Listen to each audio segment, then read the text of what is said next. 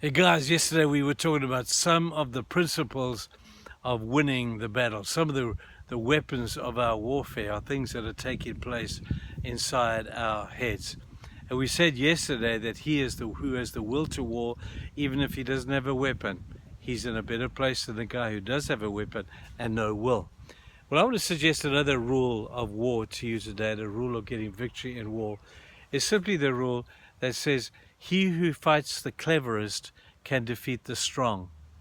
You see, we think that we've got to get stronger in order to fight the enemy. I've got to get stronger to be able to stand against. We've got to be able to. Now, there's an element of truth to that. There's an element of truth. But I've got to tell you, the war is not always won by the strong. It's won by the clever. The clever win the war. Someone did a great statistical research on this, because he was intrigued with, as he looked around the world and looked at history down through the ages, he was intrigued by the fact that the war was often won by the smaller opponent. Why is that? Why is that? Because the smaller opponent is not relying upon his strength, he's relying upon how clever he can be. Again, come back with me to the story of David and Goliath. We're going to use this a number of times. We've got some great stuff to say to us. When David stood before Goliath, he looked at Goliath and he says, "Man, you're big." He says, "I'm never going to be that big. So I'm not going to fight you on your terms, because you'll whip me every time. You're much bigger than me. But I'm cleverer than you, Goliath, and I'm going to force you to fight me on my own terms. You're going to fight on my terms. I'm not going to fight on yours." And so here's the story. If you read into the story and use a bit of poetic license, you can see David taunting the giant. The giant was bullying David, and David fought back with words. And he said to the giant, "Who do you think you are?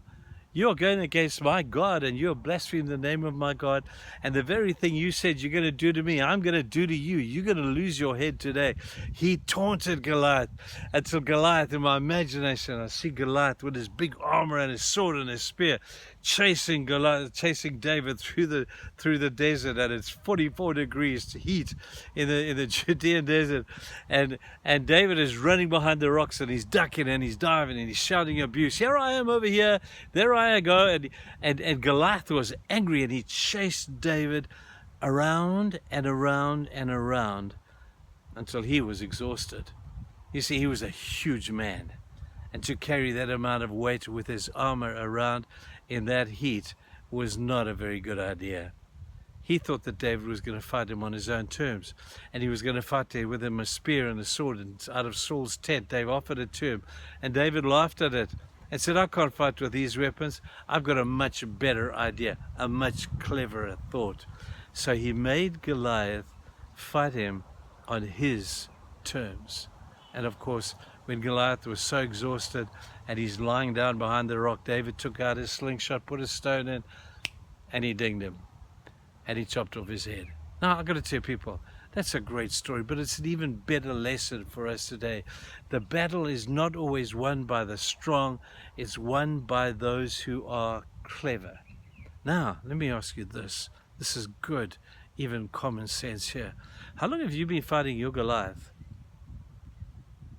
A while. I fought mine for a long time, and I lose every time. And I rally myself thinking, this time I'm going to beat him, this time I'm going to win over that sin, this time I'm going to win over that habit, this time I'm going to win over that thought pattern, and I'm going to do it myself well. And we lose again and again and again. You see, the problem is we're trying to fight the giant on our own terms. Don't do that anymore. Get clever. Let him fight you on your terms. And we use prayer, we use the word of God, seemingly innocuous and inactive kind of weapons against him. And when we start thinking differently about how to win the war, that's the beginning of the victory that is soon to loom. So we're going to talk about what that looks like. What weapons do we have that he will laugh at? He's going to say, "You come to me with a slingshot. I come to you with a sword." And David says, "No, you don't come with a sword. I don't come with a slingshot. I come with a name, just a name, the name Jehovah Sabaoth. And you don't want to mess with him, Goliath." and you know the story from there. Let's not try and fight our giants by being bigger and stronger, rallying our willpower, going on self-help courses. Oh, there might be some merit in those things. I don't want to knock it too much, but at the end of the day, the battle is not won by the strong, it's won by the clever.